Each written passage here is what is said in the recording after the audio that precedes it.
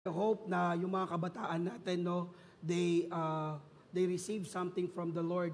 The title is I Am a Fire Starter. They started the fire, and I believe the God of revival started that to your heart. Pero, question is, how will you sustain? Naintindihan niyo ba ako?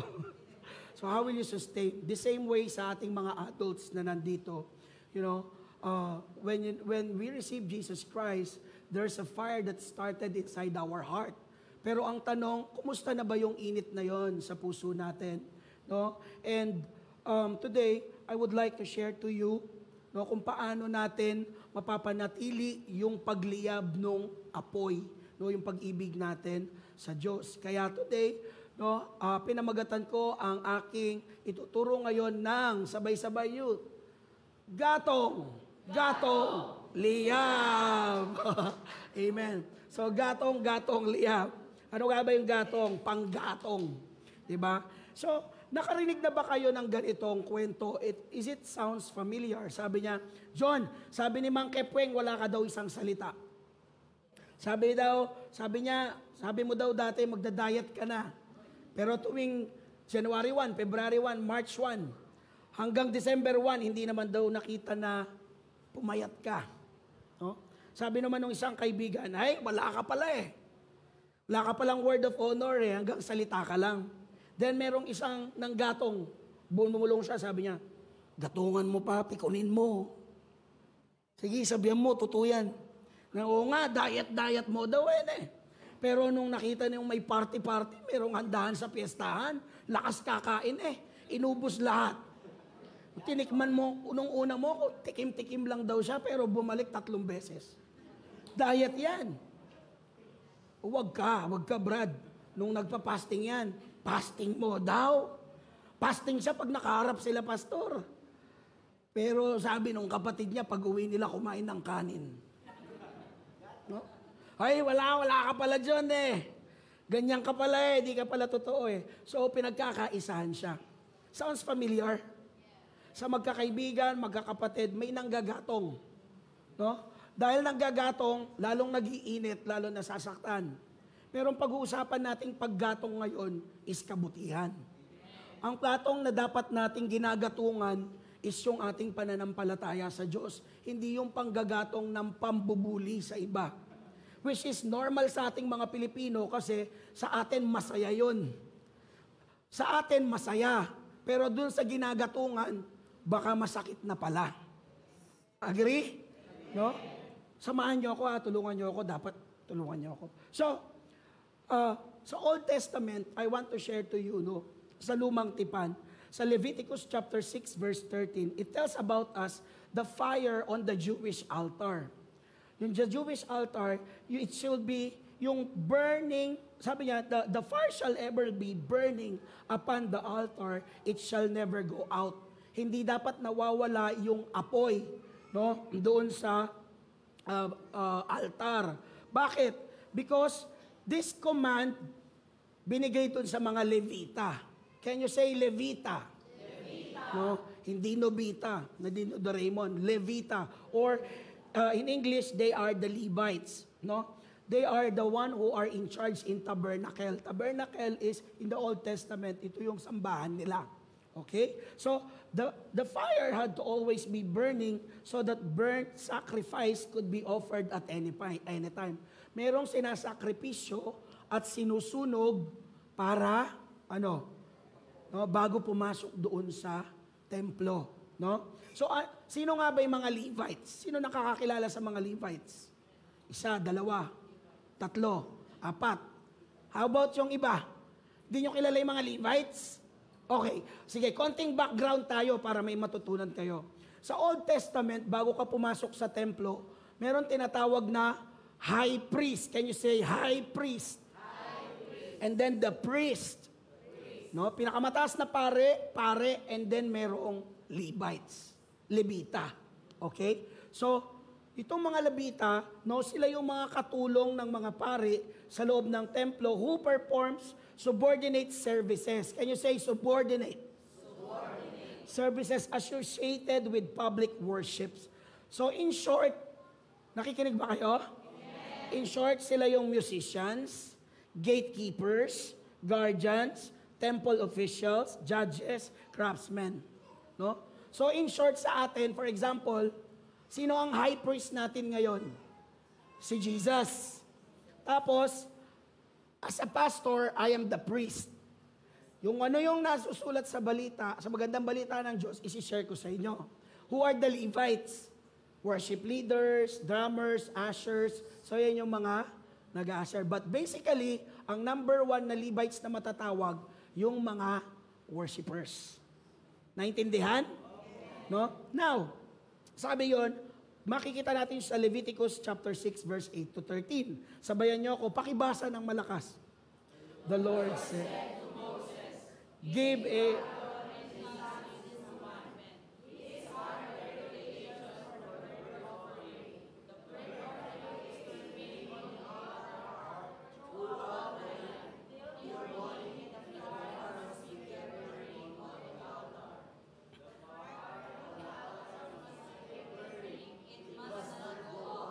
the fire must be kept burning on the altar continuously. It must not go out. Yung apoy dapat sinusunog, hindi nawawala, tuloy. Para kung may pupunta man para mag-alay o magdasal, merong sunog, may apoy para doon ilagay yung susunugin. Nauunawaan po ba? So hindi siya pwedeng patayin. No? Hindi pwedeng mamatay ang apoy. Pwede sabihin sa katabi, huwag mong patayin ang apoy. Okay. Now, makinig, balik sa akin. Old Testament yon. Sa Old Testament yon. Ngayon, New Testament na tayo, we are living by grace. Meron pa ba tayong sunugan dyan bago kayo pumasok dito? May nagsusunog pa ba sa labas? Wala na. Dapog namin si Salaban Yeni. No? Wala na susunog. Bakit? Because we are living in the new covenant, in the New Testament, no? Natapos na yon. There's no longer a Jewish altar because of the finished work of Jesus Christ. Now, ang altar natin ngayon is yung ating puso. The altar is our heart, and God's love for us and our love for Him is the flame. Ang pag-ibig ng Diyos at ang pag-ibig natin sa Kanya, yun ang apoy na dapat nagliningas at nagliliyab. Naintindihan? Hindi yung apoy na nagmumula lang sa Diyos tapos ikaw tatanggap ka lang. It's a two-way thing, relationship. Dibawa, pag pag walang lighter, pag magkikreate ka ng apoy sa, di ba laging dalawang bagay? Magkikiskisan, tama mali? Kapag isa lang, halimbawa, bato, makaka-create ba yun ng apoy kahit ialog-malog mo yan? Hindi, di ba? Kailangan ng isa pa para mag-create ng apoy at friction. The same way, para mag-alab yung ating pananampalataya sa Diyos, hindi lang tayo dasal ng dasal, hingi ng hingi. Makinig din tayo sa Diyos, basahin ang Biblia. So, para mag-alab ang ating apoy. So, to be honest, no, sa mga panahon ngayon, lalo sa maraming Kristiyano, born again, Catholic, o whatever it is, ang pananampalataya sa Diyos o yung spiritual temperature, it fluctuates. Yung temperatura ng spirito natin, tataas, bababa. Para lang yan nung umuulan, bumabaha. Yung baha parang spaghetti. Spaghetting pataas, spaghetting pababa. So, our spiritual temperature is the same. Sino dito nakaranas na may time na sobrang init at nagliliyab at nag-aapoy ang iyong pananampalataya? May time ba na nanlamig din? What about today? Kung 100% ang pinakamataas na liyab, kumusta kayo? Burning. Burning, but is it in low intensity? O burning in the medium intensity? Or the fire is on the high level? O sige, kung high level kayo, next Sunday, you must bring 5 new souls. Kapag di ka nakapagdala ng 5 souls to bring in the kingdom of God, nagsinungaling ka that you are on fire. Okay? Recorded yan. Narinig ng Diyos. Kasi ako di ko nakikita ang puso nyo. Pero ang Diyos nakikita ang puso nyo. Sabi nga, you can fool man, but you cannot fool God. Uulitin ko ba ang tanong o tatanggapin nyo na yon? Wala na sumagot. Oh, salamat sa Diyos. You are on fire. I am expecting next week. Di ba, meron ng tao sa labas. Tingnan nyo. Oh, tapos marami pang absent. Maraming absent, tama? Hello? So, lahat ng absent ngayon dapat darating. Tapos, yung aside from absent, siguro dito sa loob, di ba, 90 tayo or 80 plus doon, siguro mga, more or less 100 tayo. Sa tigi-tigisa na lang tayo. Ilan na dapat tayo next week? 200. Merong nagsabi dito that they are on the high level of flame. So, kung sino kayo, 5 kayo. The rest, magdala ng isa. Kaya hindi? Kaya hindi? Nakita ng Diyos ang inyong bibig. Kapag hindi nyo yan tinupad, bahala kayo. Amen? So, merong tinatawag na spiritual temperature. Can you say again? Spiritual temperature. Now, as a pastor, for example, ako. Kung ako, tunay na lingkod ng Diyos na nagliliyab para sa Panginoon. Kahit wala akong boses ngayon, nagsasalita ako with passion and compassion kasi madami kayo. Pero tanong, what if kaya si pastor, isa lang yung kakausapin niya? Tapos yung kakausapin niya, matigas pa yung ulo. Tapos, binibigyan ng advice, paulit-ulit, ang kulit-kulit. Ganito pa rin kaya kapassionate si pastor? Dapat ba maging ganun pa rin siya kapassionate? Sabi natin ay hindi. Dapat. Kasi ang tunay na nagliliyab sa Diyos, walang pinipiling audience. Isa, dalawa, marami, may microphone o wala, nasa simbahan o sa daan, kahit nasaan ka, no, mabait o hindi, babae o lalaki, mayaman o hindi, nagtatights o hindi, basta may mukha, basta may buhay, dapat you should share the gospel with passion.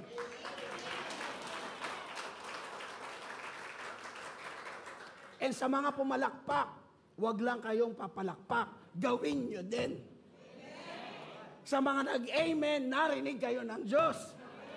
Hallelujah! Sigurado ako, marami tayong mapaplant na church kung hindi kayo nagsisinungaling sa sinasabi nyo. Does it make sense? Madaling mag-amen pag Sunday. Pero paglabas, pagbalik sa tahanan, nalalamig na. Nalilimutan na. Pero I decree and declare, hindi kayo ganong Kristiyano. Kasi kayo yung mga Kristiyano na nagliliyab. Amen naman kayo dyan. Oh, okay, no? So, sabi niya, a true disciple and a follower of Christ will not only attend during the fun night, they will also attend during the prayer night. Tuwing Holy Spirit encounter, kilala ko yung mga mukhang umaaten. Ang tunay na disipulo at tagasunod ng Panginoon, hindi namimili ng sasamahang gawaing pangmakadiyos. Lahat ng mga gawaing pangmakadiyos, aatendan niya. Walang nag-amen kasi may tinamaan. Baka ma-name drop. No? Amen? No? Noong January 2023, ang dami nating listahan, New Year's resolution. I desire matapos ko ang buong Biblia, from front to back, Genesis to Revelation. God, help me in Jesus' name. Magbabago na ako. Sinong nagsulat nun? Ay, Diyos mio, Marimar. Walang nagsulat sa inyo? Walang nag-desire na matapos ang Bible? O, meron. O, taas kamay. Kumusta naman na? Hindi pa tapos. Ang tanong, ilang book nang nabasa? 10 out of 66. Anong spiritual temperature niya?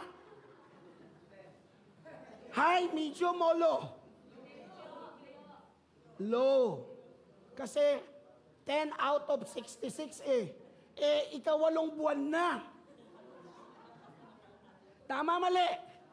Sino ang mga nangako? No? Sa pangalan ni Jesus, magse-serve talaga ako.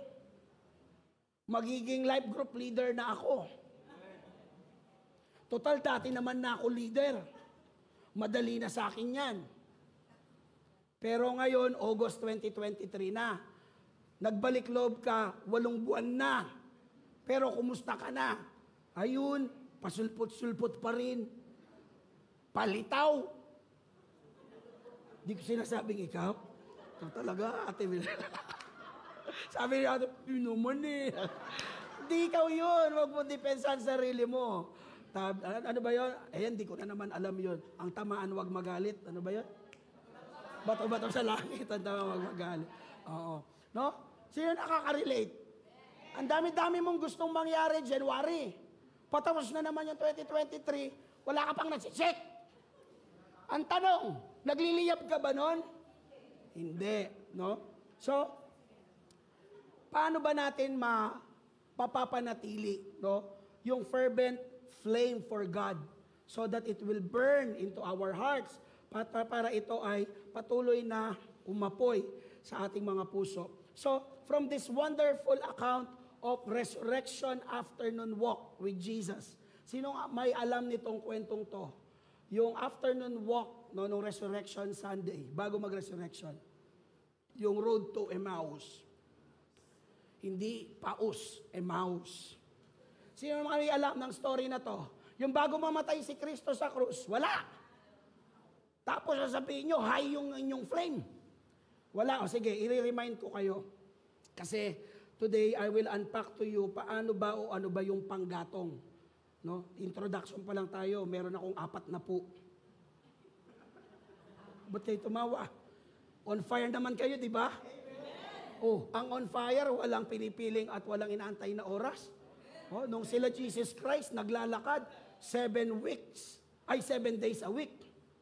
Oh, ngayon, ang salita ng Diyos, dapat ang linggo, maghapon. Oh, nasanay kayong 2 oras eh.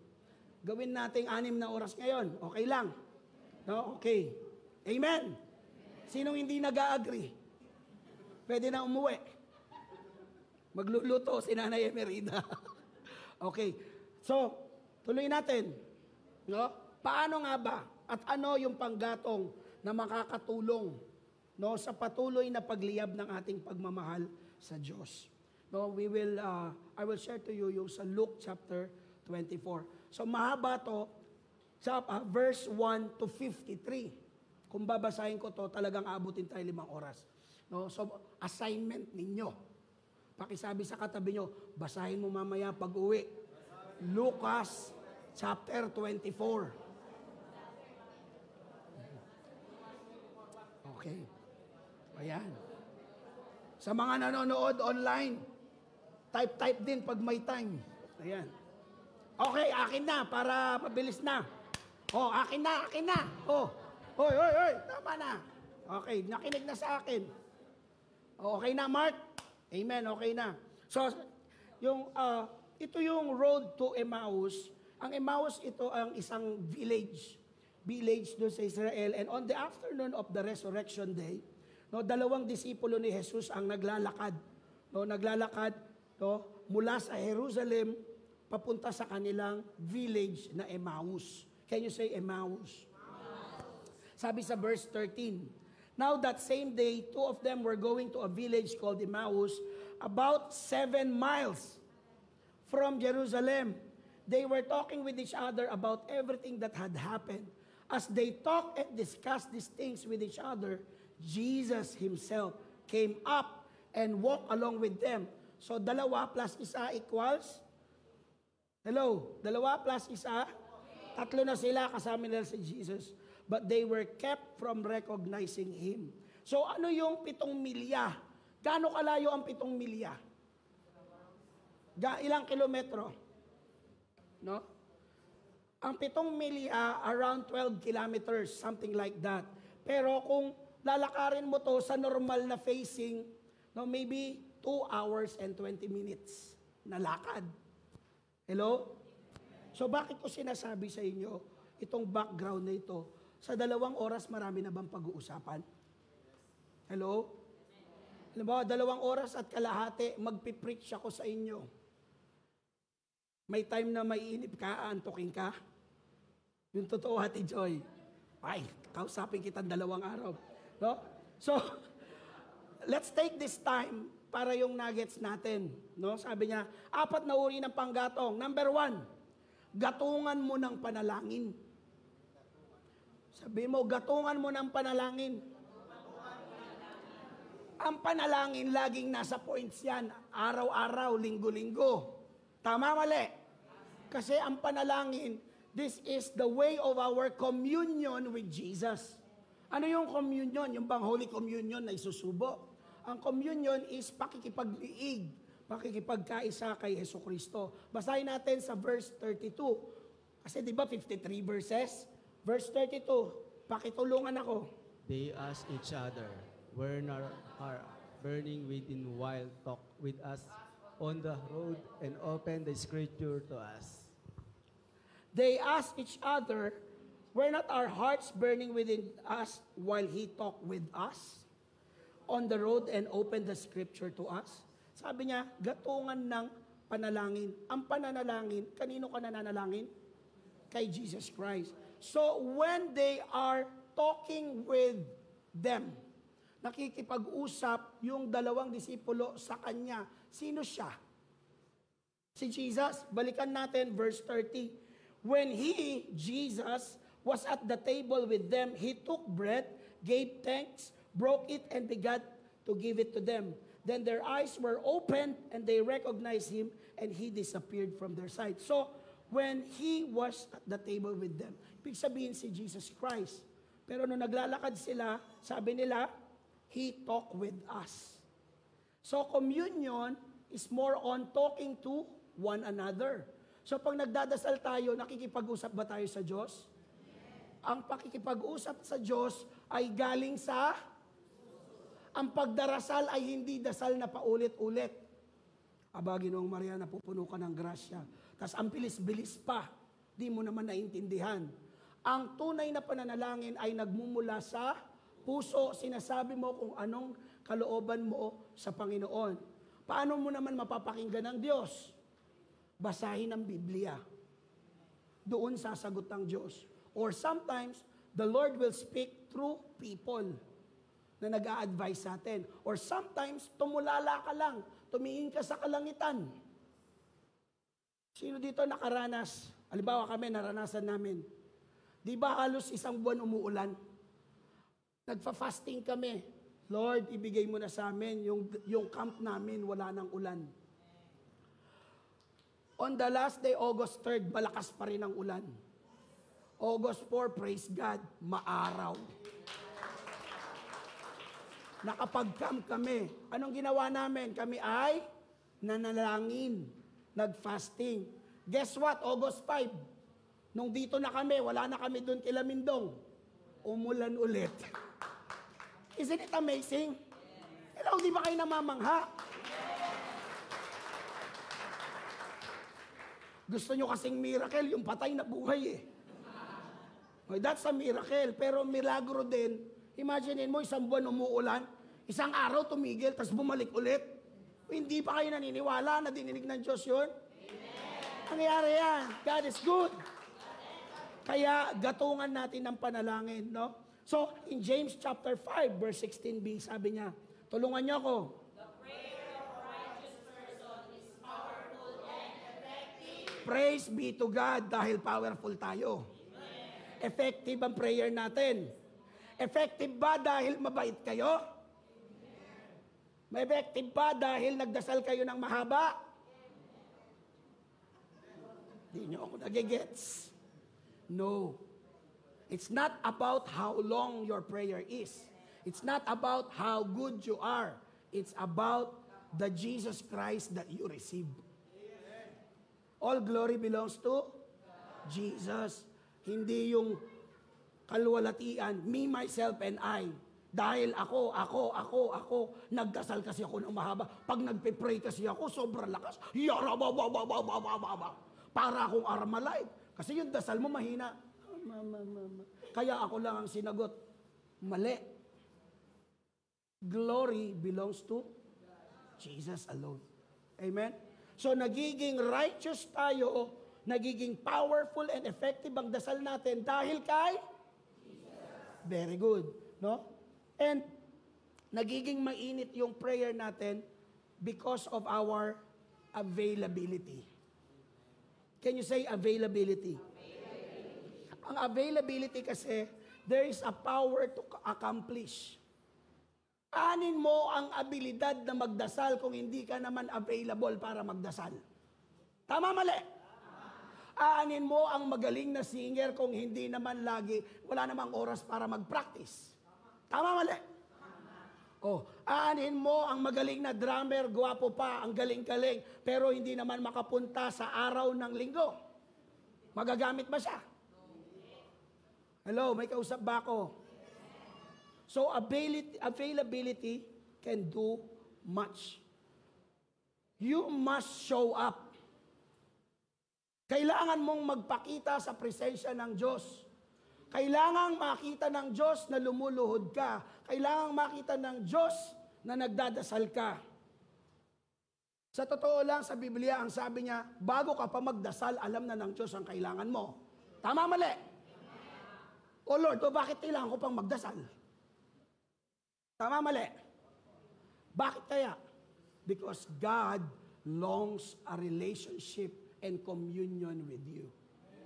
Sino dito mga nanay?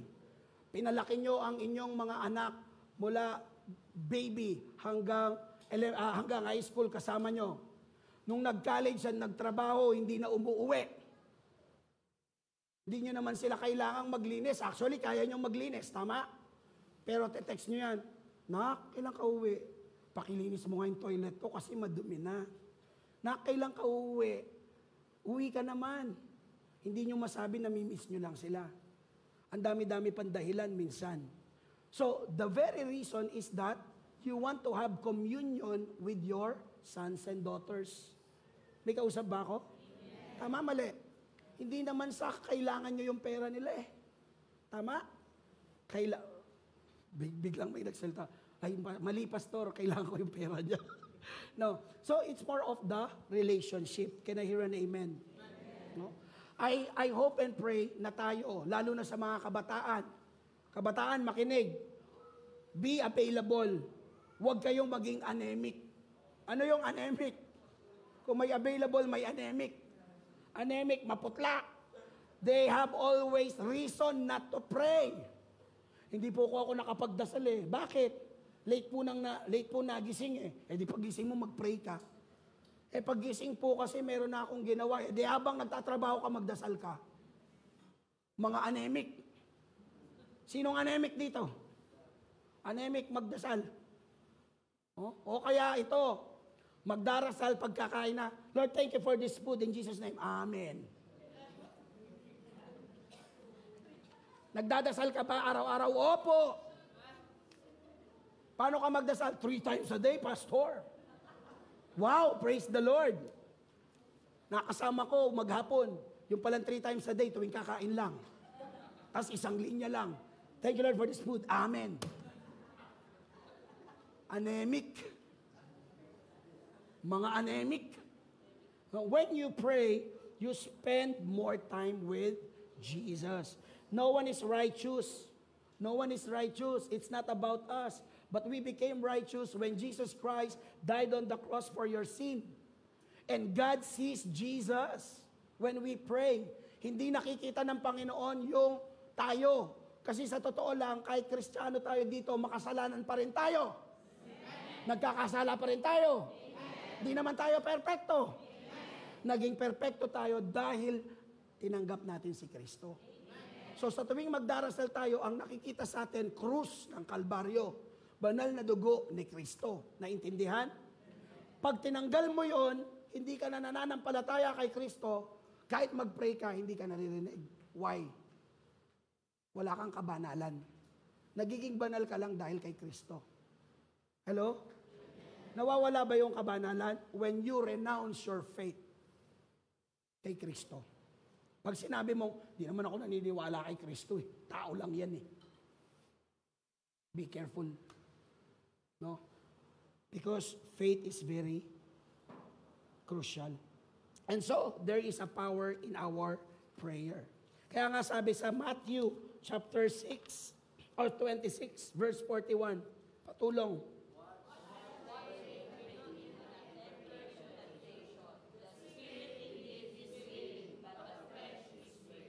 Sinong madalas gusto mo namang magdasal, gusto mo namang gumawa ng mabuti, but you always fail?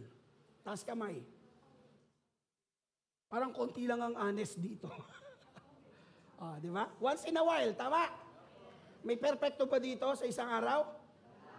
Yung gusto mong gumawa ng mabuti, halimbawa sa mga husbands, taas kamay. Husbands, taas kamay.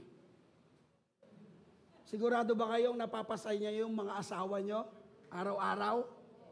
Hindi sila nagtatampo sa inyo? May kausap ba ako, tatay? Hoy, masakit pa galita. Ha? Sure kayo? Minsan sumasablay pa din.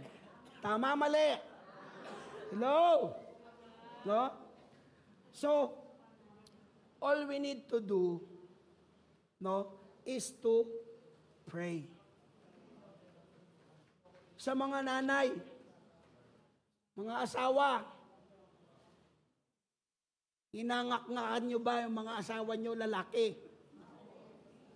Inangak-ngakan nyo ba yung mga asawa nyo? Ang nanay, nagtaas ng kamay. Diba? No? You easily get frustrated. Hello? No? You easily get frustrated and disappointed kapag hindi nagawa agad nung asawa nyo yung sinasabi ninyo. Tama? Nawawalan kayo ng pasensya. Agad-agad. You easily get into temptation to fight and to quarrel simply because you never watch and pray. Kaya mga nanay, dasal ng dasal. Kasi yung mga asawa nyo lalaki, pagal ng pagal. Ano yung pagal ng pagal? Tatrabaho. Mga lalaki, huwag kayong magpakasaya. You also need to watch and pray. Para kapag kayo ninangak-ngakan na, labing-labing pa rin yung sagot nyo. Hindi yung mga kamay nyo kagad nakadapo. Pekto santa kakin eh. Amen? So, watch and pray. O mga kabataan, nakala nyo wala sa inyo. Pagising sa umaga, sermon ng almusal. Bakit? Dahil hindi ka pa nagtututbrush, yung cellphone mo, nagtitiktok ka na. Why are you tempted? Why are you tempted? In so many ways, the things of the world. Dahil bago ka pa bumangon, una mo nang kinuha cellphone, hindi ka muna lumuhod para magdasal. Pero kung nagdasal ka muna, binasa mo yung Biblia mo, mas uunahin mo yung nararapat. Sasabihin mo, mamaya na yung cellphone, hugas plato muna. Uy, okay lang si baby. Hello, nagets nyo? Kasi kung tunay ka na nanampalataya, youth, you will glorify God by helping your parents at home. Hugas ka muna ng plato. Tingnan mo, magiging masaya yung nanay mo. So, ang temptation kasi is a temporary station. In 1 Thessalonians chapter 5, verse 16 to 18, pakibasa. 1 Thessalonians.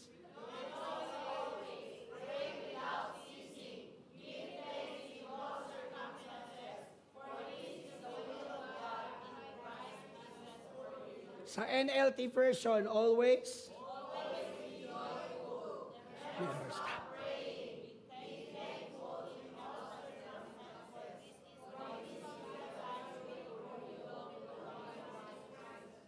Kailangan ko pa ba ipaliwanag? Hindi tayo magdadasal pag may kailangan lang. Hindi tayo magdadasal kapag masaya lang tayo. Hindi lang tayo magdadasal pag malungkot. All the time. Never stop praying. Pastor, paano po yun? Halimbawa, nagtatrabaho ako. Paano ako magdadasal? E di habang nagtatrabaho ka, naglalaba ka, Panginoon, maraming salamat po. Matapos ko po sana kaagad to. God, sana po bili akong washing machine ng anak ko. Lalaba ka, di ba? Luto ka. Nagluto ka, isang sardinas. Yung pamilya mo, 12. Panginoon, bahala ka nang mag-multiply dito. Sana, Lord, hindi nila magustuhan para hindi sila kumain ng marami. Mali. Ulit. Rewind. Oh. Panginoon, multiply mo ito pong niluluto ko. Busugin mo sila kagad para magkasya. In Jesus' name. Tama? But you can pray at all times. Alam nyo ba ako mas gusto ko nagdarasal kapag nakaupo ako sa secret place. Totoo. Alam niyo yung secret place? Yung trono ko. Kasi mas tahimik dun. Walang nanggugulo. Tama, mali? Lahat ng nangyayari sa buhay ko, karamihan, pakiramdam ko sinagot ng Diyos kapag nagdarasal ako dun sa trono. Walang pinipiling oras, lalo na kapag alam mo yung prayer ko? Thank you, Lord. Diba? Sarap kaya nun. Na-imagine nyo Hallelujah. Ayan. Number 2, gatungan ng pagbabasa. Can you say to your neighbor? Gatungan ng pagbabasa. Kung yung kanina is communion with Jesus, ito naman is commitment. Can you say commitment? Commitment. To the scriptures. Ang commitment, big word, tama? Sino dito yung totoo? Magbabasa na talaga ako ng Bible. Promise talaga magbabasa na ako ng Bible. Sa kaka-promise mo natapos 10 taon, hindi ka nakapagbasa ng Bible. Hello? Pastor, hindi naman. Nakatatlo naman. Di ba? Tama? Sabi niya sa Luke 24 verse 32, they asked each other, were not our hearts burning with us while he talked with us on the road? And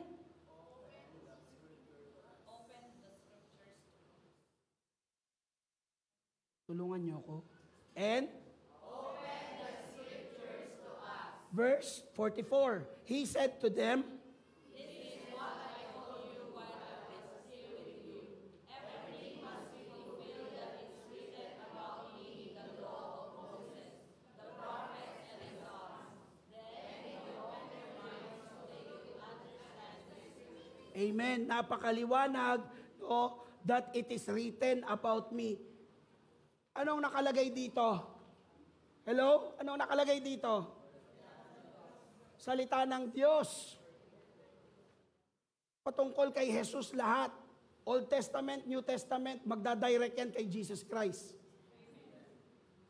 Paano ka mag-aalab kung wala kang alam tungkol sa Diyos na sinasamba mo?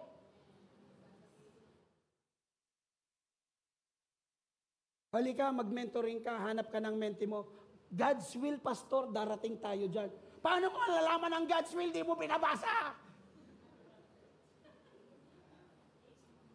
Alam niyo yung Last and Will Testament? Yung may namamana pag namamatay? Pag hindi pinasa ng lawyer sa iyo yun, di mo alam kung anong mamanahin mo. The same way, hindi mo alam kung anong mamanahin mo, kaya huwag patuloy kang gumagawa ng masama.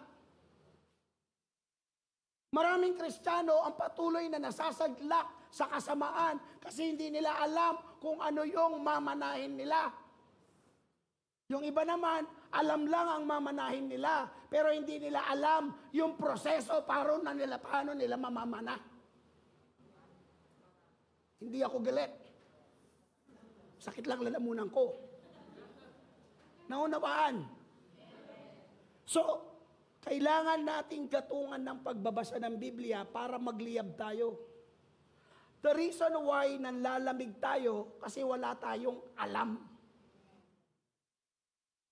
Pag ikaw nalaman mo na pag Kristiyano ka na, alam mo na meron kang Diyos.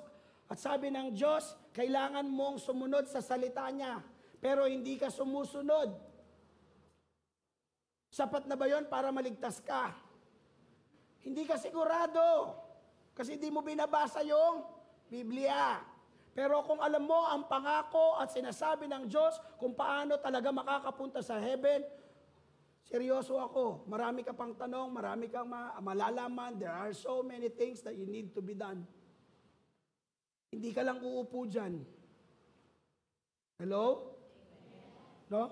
Kaya sabi niya, you need to read the Bible. Gaya ni Jeremiah. Kilala niyo si Jeremiah? Nasa book of Jeremiah tayo. Sino ang nasa chapter 37? Advance ba ako? 37. Sa mga hindi nakakaalam po, 37 days na po kaming nag-4 a.m. daily prayer and devotion. Linggo-linggo, ini-invite po namin kayo. Linggo-linggo, same faces. But it's okay, we don't condemn you. At least read it at home. Amen? Si Jeremiah, sabi niya, verse 9, Then I said,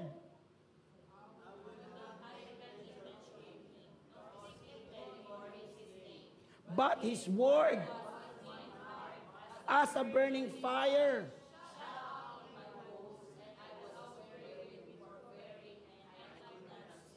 Ganon kalagablab at kaliyab ang salita ng Diyos. Hindi mo makontain yung pag-ibig ng Diyos. Kanina kami dalawang mag-asawa, halos sumubsob. Dahil ang Panginoon, yung presensya niya, napakasarap. Yung daw ang alam mong hindi ka karapat-dapat, pero minimit ka ng Lord sa presence niya. Wala kang ibang magawa kundi sumubsob. Bakit ka nakasubsob? Hiyang-hiya ka sa kasalanan mo, pero yung Diyos mo, niyayakap ka. Pero ang laging sinasabi ng Panginoon, dumating ako sa mundo hindi para husgahan ka. Dumating ako sa mundo para iligtas ka, para mahalin ka. Wala akong ibang gusto kung hindi yung magkaroon ka ng buhay na marangya, na masagana. Yung mga Israelita sa buong chapter ng Jeremiah, ang titigas ng ulo, 37 chapters na, ganun pa rin sila, paulit-ulit sa kasalanan nila. Ilang beses na silang pinagbigyan ng Diyos, hindi pa rin nila magets kung anong dapat gawin. Ayaw ng Diyos na sumasamba sila sa Diyos-Diyosan. Kaya tayo, kung nagbabasa talaga tayo ng Biblia, mauunawaan nyo na galit ang Diyos sa mga taong sumasamba sa Diyos-Diyosan. Ang Diyos-Diyosan hindi natatapos dun sa mga nakahulmang imahe. Ang Diyos-Diyosan ay yung trabaho mo. Nauunahin mo yung trabaho mo bago ka magbasa ng Biblia. Ang Diyos-Diyosan ay yung mga mahal mo sa buhay.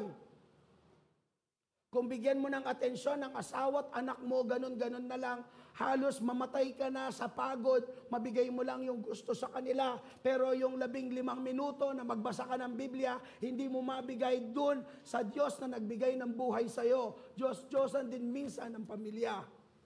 Ang ministry, I'm not saying that it is bad, pero nagmi-ministry ka dahil gusto mo yung ginagawa mo. Mas na-inlove ka sa ginagawa mong paggigitara, pagdadrums, pero hindi mo binabasa ang Biblia, hindi mo kinakausap ang Diyos mo. Nagiging Diyos-Diyosan mo ang iyong talento. Ako bilang pastor, I am reminding myself that I should not enjoy this pulpit and this microphone and the fame and this one who's napapanood ako. It doesn't matter to me. Ang mahalaga sa akin, yung makaluhod ako sa isang araw. Umaga, tanghali, gabi, makausap ko ang Diyos sa lahat ng oras. Tinanong ko ang mga leaders ko, how many hours do you spend with God? In your devotion, 2 hours, 30 minutes, 5 hours. They thought they are very good. No, you should not spend that time with God. You should spend your 24 hours with God every second of the day. You are thinking about God. Because a true servant of God, a true believer of Christ, kung Diyos siya sa buhay mo, Diyos siya sa bawat segundo mo. Hindi sa Diyos lang tuwing linggo. Tapos pag may nangyaring masama sa atin at hindi ayon sa gusto mo, nalulungkot ka, sisisihin mo ang Diyos. Tapos ang masakit dyan, isusumbat mo pa yung, Lord, nagtatights naman ako Lord, nagdadasal naman ako ng paglinggo Lord, nagsiserve naman ako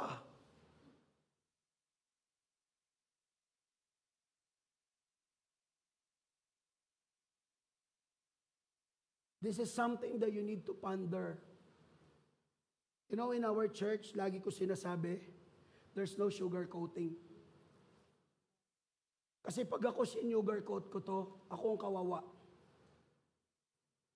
We are preaching that God is love. At the same time, God is also a God of justice. May katarungan sa Diyos. Kung walang katarungan ng Diyos, bakit pa tayo gumaganto kung pati yung mga gumagawa ng masama maliligtas? Di walang bearing yung ginagawa natin. That's why, the Bible, kung babasahin nyo ng buo, karamihan nakasulat dito, magpakatatag ka. Magpakatatag ka. Magpakatatag ka. Bakit ka magpapakatatag? Sa araw-araw ng buhay natin, may problema. Sa araw-araw na buhay natin, may challenges. Minsan nga, ang pinakamalaking challenge sa atin, sarili natin. Diba? Gusto nating ma-overcome para magliyab tayo, basahin natin ang Biblia. No? Because the Bible will give you life. Gaya ni Prophet Jeremiah, who is a weeping prophet. Diba iyak ng iyak si Propeta Jeremiah? Sa lahat ng chapters, anong iniiyak ni Jeremiah? Sarili ba niya? Ang iniiyak niya yung mga tao na, Diyos ko na, anong gawang ko? Pinagdasal ko, naging mabait ako, binigay ko. Sinaktan ko, minahal ko, niyakap ko. Pinansin ko, di ko pinansin. Ginawa ko na lahat, ba't di pa rin nila mag-gets God? Minsan seryoso ka na, tatawa pa sila. It hurts us. Why? Hindi dahil para dumami tayo. Very simple message. Ayokong dumating yung pag-akyat ko sa langit. Tatanungin ako ng Diyos. Anong ginawa mo dun sa mga taong pinagkatiwala ko sa iyo? Nakikita mo siya, bakit siya nandun? Hinayaan mo. Paano ko ma-enjoy ang kaligtasan ko? That's why even you, meron kayong anak, meron kayong asawa, meron kayong pamangkin, meron kayong pamilya, alam nyo na ligtas na kayo. Na sa pagkamatay nyo, ligtas kayo. Pero naiisip nyo ba na yung mga mahal nyo sa buhay, hindi tumatanggap kay Kristo, hindi alam kung anong nasusulat dito, tapos parang walang sense of urgency to share the gospel? Alam niyo po yung ginagawa natin na pag-i-invite, hindi lang naman to sinasabi ng Hope Church, hindi to kalooban ng Hope Bataan, hindi to kalooban ng pastor. Kung bakit tayo nag-iimbita, dapat magparami? No. Kalooban yun ng Diyos. Kasi ayaw ng Diyos na maging selfish tayo, maging ganid tayo. Alam natin na tayo, masaya tayong maliligtas, pero habang yung mga kapitbahay natin, alam natin silang pupunta sa hell. Walang pinagkaiba yun sa isang magandang barko. Sino na nakasakay at nakakita ng magandang barko? Passengers, cruise.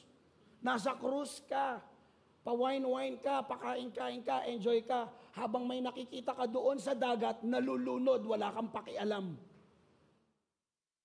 That is the picture of a Christian who knows the gospel and yet they never share the love of God. Masaya ka, nag-enjoy ka, nandoon ka, habang ang iba nalulunod.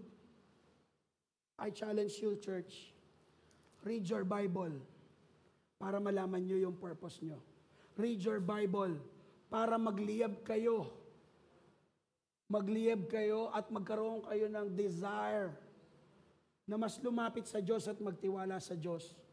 Gaya ni Prophet Jeremiah who is weeping. No? Mark it. Tandaan niyo po ito mga Kristiyano. Mga Kristiyano na nandito at nanonood na nene-neglect ang Word of God. Neglect is inakalimutan ang pagbabasa ng Bible. Yung akala mo okay ka kasi linggo-linggo present ka naman. Nagla-life group ka naman. Nagdadasal ka naman.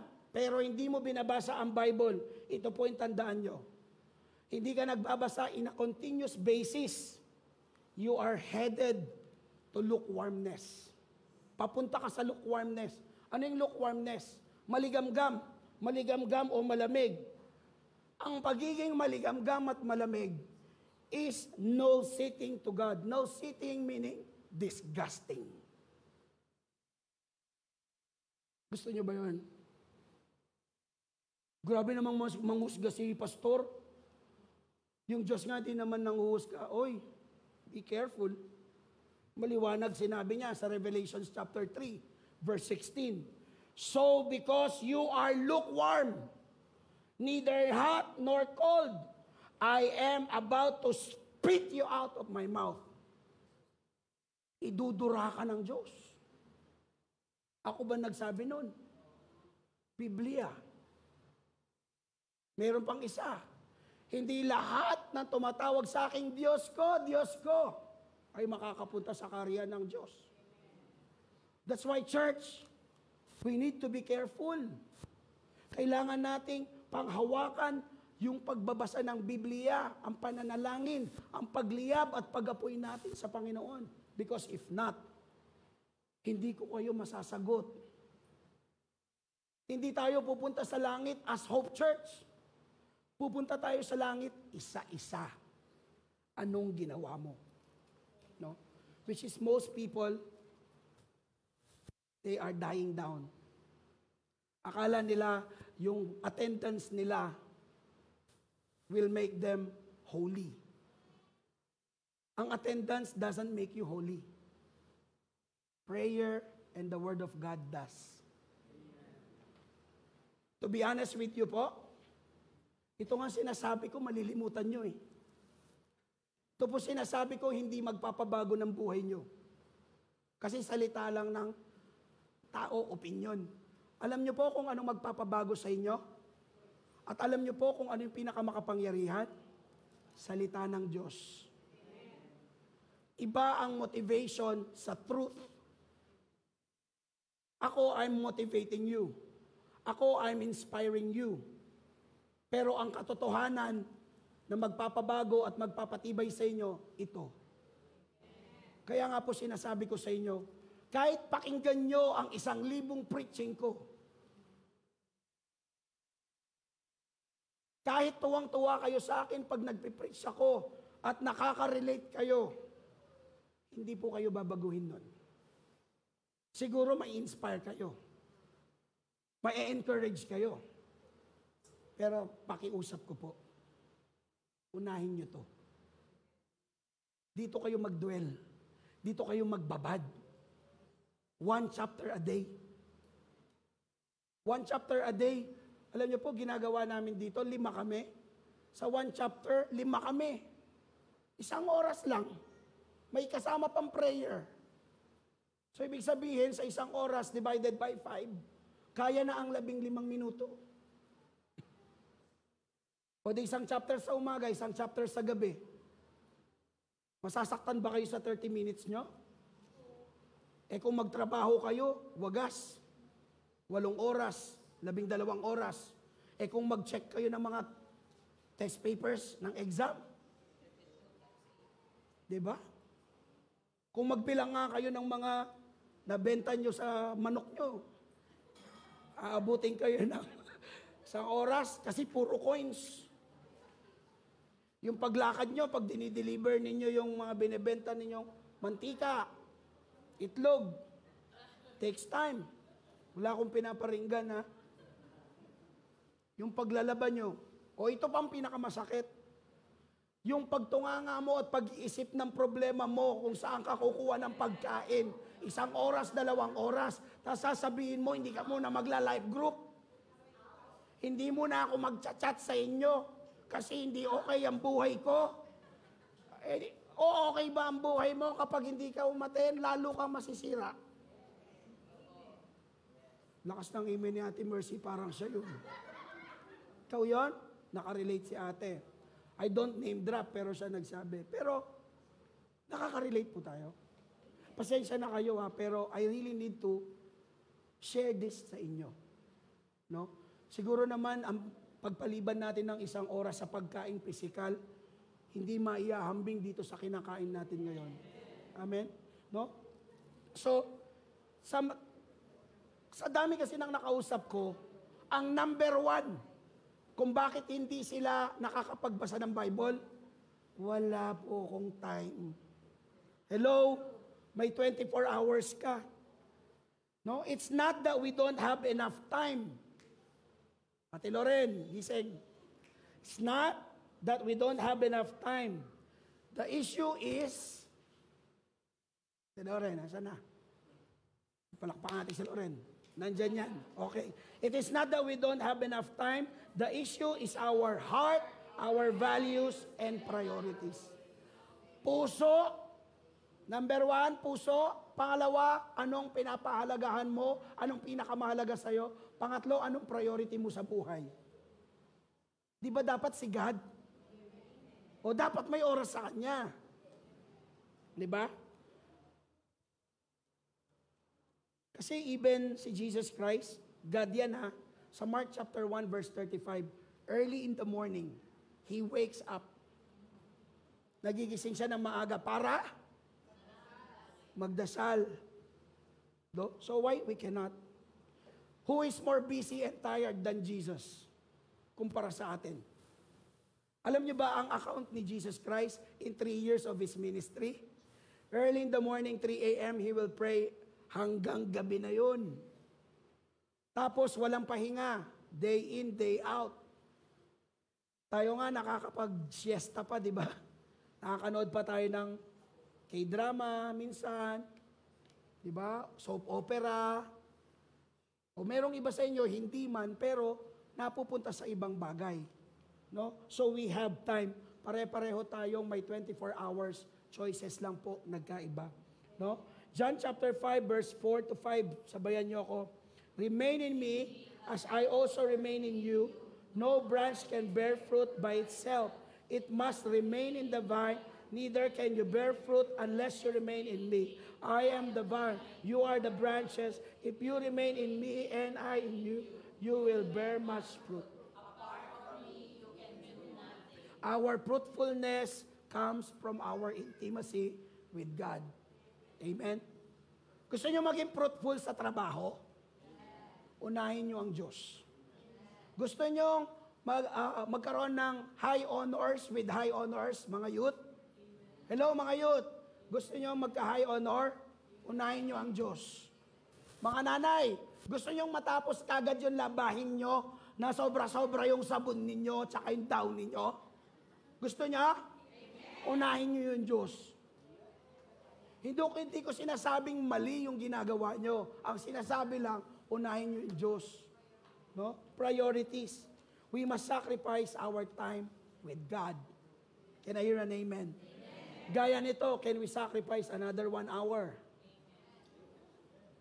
Amen. Pero deep inside, amen. Amen.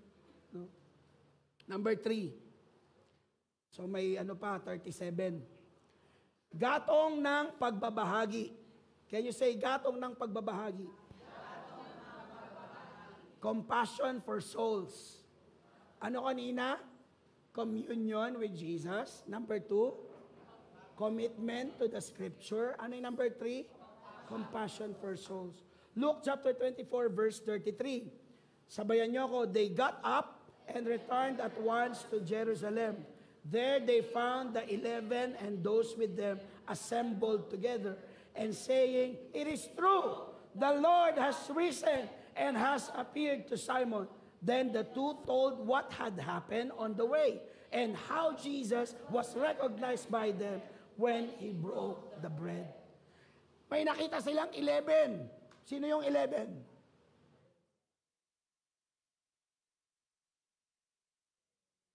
Hindi nyo alam. Assignment nyo yan. 11.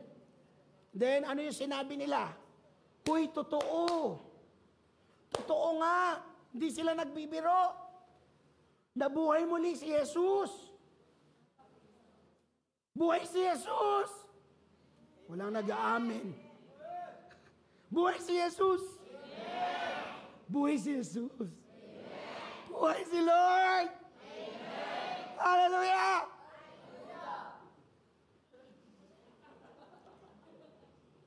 Diba? Pag narinig mo yung message na yon, what will you feel? Bakit kayo, narinig nyo? Buhay si Jesus. Maliligtas tayo. May langit na nakaabang sa atin. Huy, anong gagawin mo? Asan siya? Asan siya? Na-receive mo. And then, pag natanggap mo at nakita mo ulit, nandiyan si Jesus, anong gagawin mo? Hello? Okay, di kayo makasagot. Palitan ko kayong kwento. Hoy, balo mo. May buktot siya yapong Loida. 70 years old na. Ha, kanino? Dun sa 12 years old. Oh my God! Uwi siya. Hoy, balo mo. Yapong Loida. Ha, nano? Hoy, Kenny. Halika kayo. Alam nyo ba? Si Darang Loida. What? Tapos buong barangay alam na. Nagigets nyo? Oh, ang lakas, tuwang-tuwa pag marites. Kanina, hindi nyo magets. Ulit. The Lord is risen. Praise the Lord. Anong gagawin? Ipangalat. Compassion for souls. No, we must have this. Kasi kapag babalita mo, ay pag may magandang balita, hoy, may ayuda. Hoy, talaga may ayuda. Hoy, may ayuda. Hoy, may ayuda. Hoy, may ayuda. Hoy, may ayuda. Di nyo ba, nakaka-relate kayo? You are excited. Nagliliyab yung apoy. Hindi ba magliliyab yung apoy nyo kapag may magandang balita, may tagapagligtas tayo. Uy, maliligtas tayo, may pag-asa. Uy, si Jesus Christ, nililigtas tayo.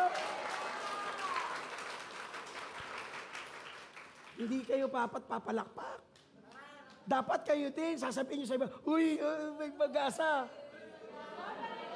Excited. Oh, naligtas sila, kayo hindi. Sabihin nyo, saka.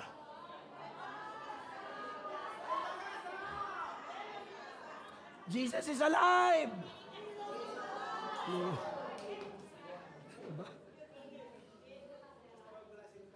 Alam nyo ba kung bakit ko pinapakita sa inyo paano? Dapat ganun ang tunay na Kristiyano. Hindi yung, sino nakaka-relate dito? Hoy, andun si Ate Jennifer. Si Ate Jen. Share mo yung gospel. Sabi ko sa kanya, uy, Roseanne, share mo yung gospel dun, no, kay Ate Jennifer. Hindi, anali ka dito, ako may gumagawa ng story nga. Example. Diyan ka lang. Share mo yung gospel dun kay Ate Jen. At saka sa katabi niya yung nakapink, si Shana yata yun. Sasabi niya, hindi pa ako ready, nakakahiya. Di man kami close Tinanggap mo na ba si Kristo? Ligtas ka. Oo naman, ka-excited ko nga Praise the Lord, ligtas na ako. O share mo siya, ay, di pa ako sure. Sakang sakin. Ganit ka pag ganon. Instead na maglagablab ka at mag-apoy ka para ibahagi dahil may magandang balita, ikinakahiya mo. Tanong, yung totoo, ligtas ka ba talaga? Ligtas ka ba talaga nun? I think by mouth at by knowledge, you know you are. Pero walang transformation eh. Hello, are you listening? Alam mo sa isip mo, ligtas ka. Alam mo sa bibig mo, ligtas ka. Alam mo sa puso mo, ligtas ka. Pinag-pray ko yung sinner's prayer. Nag-church ako, nabaptize ako, nag-i-speak in tongues ako. Pero, hindi ka nagbago. Kinakahiya mong i-share ang gospel. Hindi mo pinagdadasalang may sakit. Pag may kumakatok sa inyo na namamalimos, ore niya naman rin mapanyad.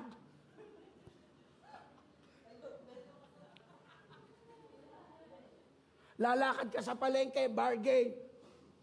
May lalapit sa'yo. Ano nga ang pangalan ng mga yung mga, sabi nila, lalapit. Ore niya naman rin badyaw sa malan mo. O kaya doon sa dinalupihan yung, kuya, piso. Barya na ngayon? O, barya. Let me ask you, when you have the heart of avoiding people who are asking, what are you? Hypocrites. Pastor, kasi nanggagancho sila eh. Sindikato yan eh, malalaki katawan, ganyan. Okay, I get it. Pero kasi sabi sa Bible, pag may lumapit sa'yo, pagdasal mo at bigyan mo. Pastor, anong gagawin namin? Paulit-ulit namin binigyan. Bakit? Nagsawa bang magbigay sa inyo ang Diyos? Ako, okay, let's set this straight.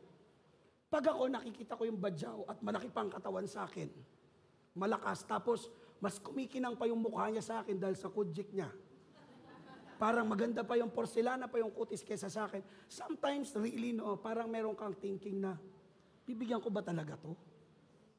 Sindikato to. Tama, ganyan ako. But you know, ang prinsipyo ko, lumapit siya. Kung niloko niya ako, accountable siya. Pero ako, pag di ko to binigyan, lumapit to, sabi sa Bible, pag may lumapit, bigyan mo, pagdasal mo, hindi ko pinagdasal at hindi ko binigyan, accountable ako kay God. O anong pipiliin mo? Di bali nang niloko niya ako.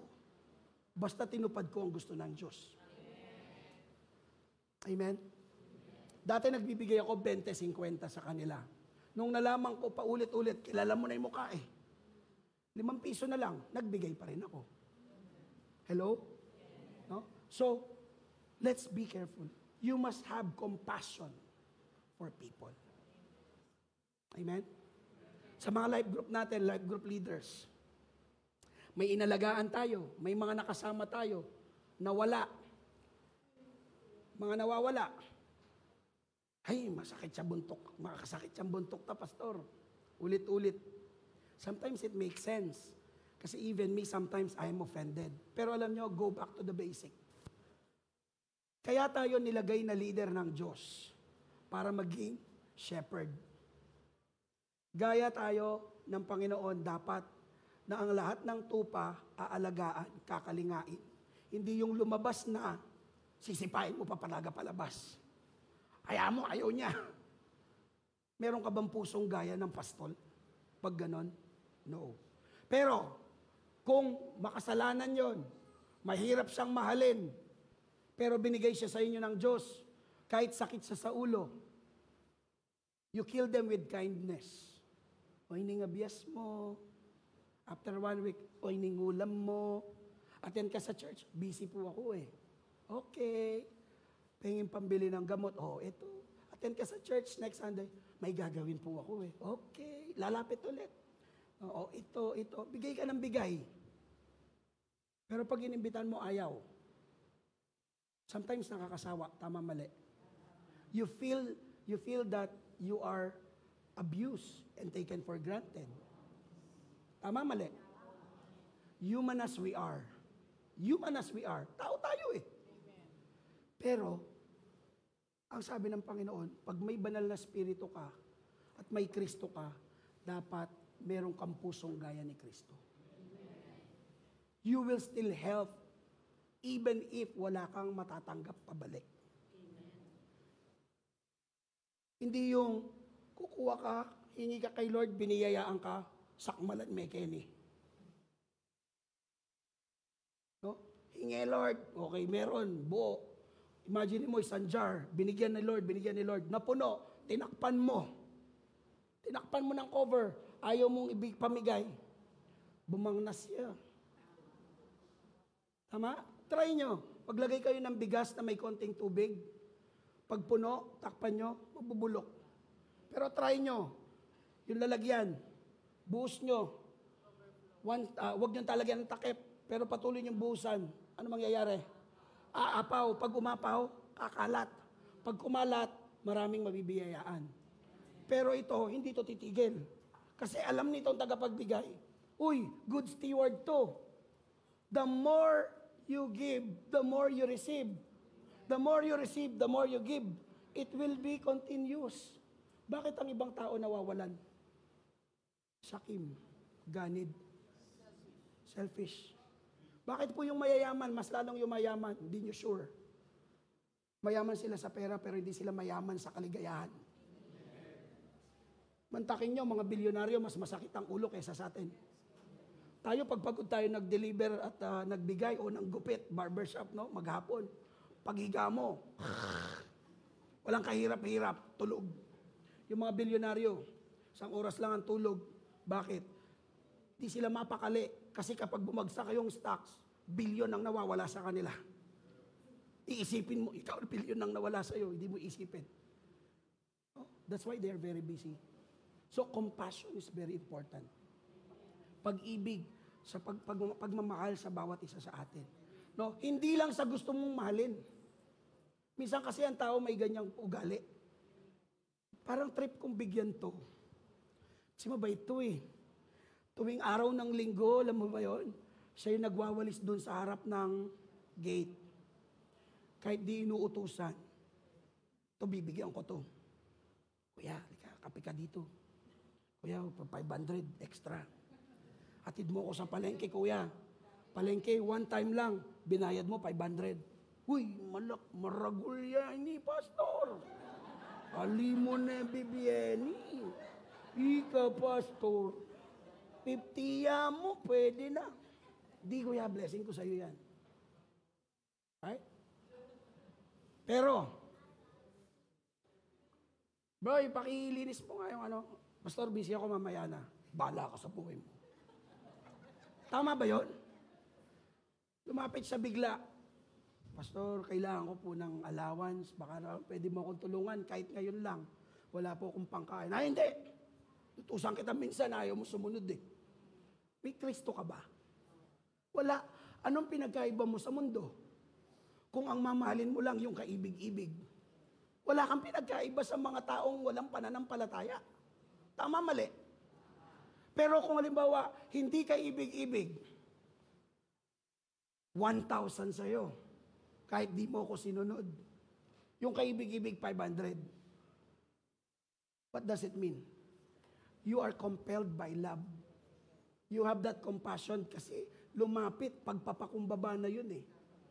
Lumapit eh, pagpapakumbaba. So you must be compassionate. Saan niya gagamitin? Pag-aaral, gutom, titiisin mo. Kristiyano ka ba nun? No. Diba? So, are you getting my point? Sabi niya dito, 2 Corinthians chapter 5, verse 14 to 15. For Christ's love compels us, because we are convinced that one died for all, and therefore all died. And he died for all, that those who live should no longer live for themselves, but for him who died for them was raised again. People usually don't care until they know how much you care. Basahin po natin.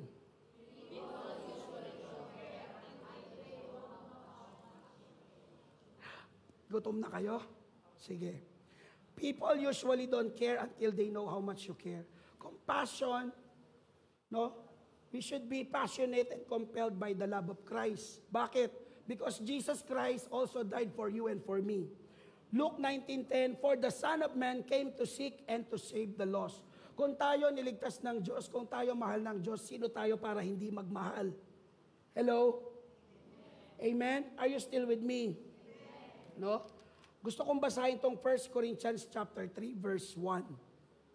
If I speak in the tongues of men and of angels, but do not have love, I am only a resounding gong or a clanging cymbal. Kung ako, speak in tongues, uy, naslain. I pray for you in the name of Jesus, be healed. Uy, gumaling. Kasi ang dami kong ministry. Pero, wala akong pag-ibig sa tao. May sense? Wala.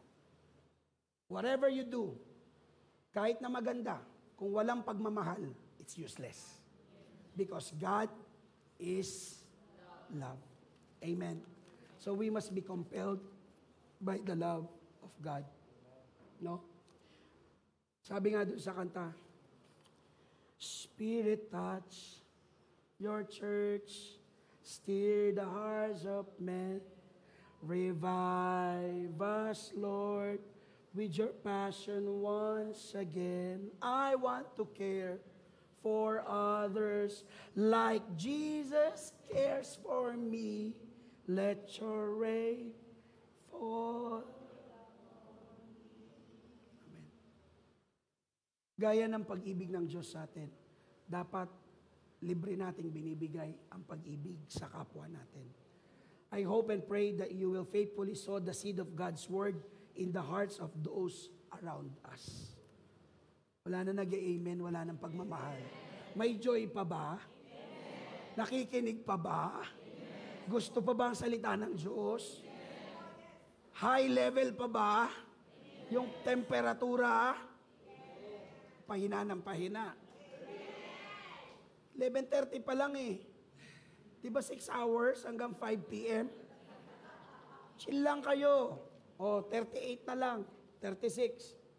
No? Last one. Gatong ng banal na spiritu. Pakisigaw. Gatong ng banal na spiritu. No, we must fill our heart, the capacity with the Spirit. Kung hindi natin kakayanin kung wala tayong spiritu. Kailangan may kapasidad tayo ng supernatural power. Aminin ninyo, kung wala ang banal na spirito sa atin, madali bang magmahal? Ngayon nga may spirito ka na, minsan di mo pa kayang gawin eh. Tama, mali? No? So Luke 24 verse 49 ang sabi niya, I am going to send you what my Father has promised, but stay in the city until you have been clothed with power from on high. Magliliyab tayo kapag nagatungan na tayo ng banal na Espiritu. Sa Acts chapter 2 verse 1 to 4, sabay-sabay, when the day of Pentecost came,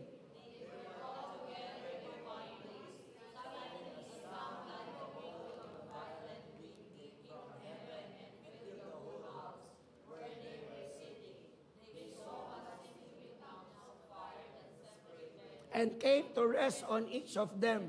All of them were filled with the Holy Spirit and began to speak in other tongues as the Spirit enabled them. Sino ang nag-enable sa atin para gawin ang lahat ng bagay na yan? The Holy Spirit. Without the Holy Spirit, you will not overcome your sin. Without the Holy Spirit, you cannot spend more time with Jesus. Without the Holy Spirit, you cannot love those people na hindi ka mahal-mahal. We need to be filled by the Holy Spirit. Malasing nawa tayo sa banal na Espiritu. Sino nalasing kanina dun sa mga worship natin? No? Ephesians chapter 5 verse 18. Don't be drunk with wine. Huwag kang malasing sa alak. Kasi it will ruin your life. Instead, be filled with the Holy Spirit. Malasing tayo sa banal na Espiritu. Hindi sa espiritu ng red horse. Espiritu ng San Miglite. Espiritu ng red wine. Espiritu ng choya. Lumayas kayo. Diba? So, yung alcohol, nagpapabago. Alam nyo ba ba't paano nagiging kasalanan ng pag-inom? Hello? Alam nyo ba? Ang pag-inom moderately, pag kaya pang kontrolin ng isip mo, it's okay. Pero kapag kinontrol ka na ng alcohol, nung spirito ng alcohol, di mo na alam, sinasabi mo, nananaksak ka na, nagmumura ka na, nakikipag-away ka na, doon siya nagiging kasalanan. Dahil nag-take over na yung spirito ng demonyo sa buhay mo. So when you drink, don't drink na hindi nyo kaya. And we also discourage drinking in public. Why? Kapag publiko kang iinom, nadaanan ka, wala siyang Kristiyano yung taot, miminum yun. Eh sabi sa Bible, wag dapat matisod ang mga hindi pa nananampalataya sa ginagawa mo. Hello? So pag natisod sila, wala. Di ka na magkakaroon ng chance para imbitahan sila. Sino dito nakagawa ng mali o desisyon sa buhay na alam mong nakapagpasama ng loob ng kapwa mo, tapos ngayon Kristiyano ka, nalimutan mo yon, iimbitahan mo sila ngayon sa church, ayaw na nilang bumalik kasi hindi sila nabibless sa'yo. Natisod na. Tama? No? Kaya nga, at all times, we need to be kind. Kill people with kindness. Amen? So, when you get saved, the Holy Spirit becomes a resident. When you get filled, He becomes the president. Hello? Sabay-sabay nga tayo doon.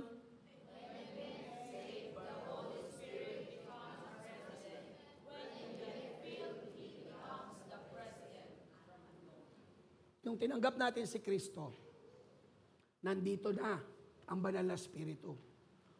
Pero, kung hindi mo siya ginagamit, nandyan lang siya, nananatili. Walang nagagawa. Pero kung inactivate mo siya, nagiging presidente siya. Ano ba ang authority ng presidente? Maraming dapat gawin, di ba? Kayang-kaya niyang manduhan lahat. Tama, mali. Ibig sabihin siya ang pinakamataas. So what will you do? Ask the Holy Spirit to fill you. So, gatong, liyab. Isa pa, gatong, liyab. Lahat po tayo. Anong panggatong natin? Number 1, prayer. Number 2, pagbabasa ng scripture. Number 3, compassion. Kasi dapat nating isabuhay ang nababasa natin sa Biblia. And last one, we must be filled with the Holy Spirit. Amen? Are you blessed? Amen. Last 36. Okay, can we all stand up?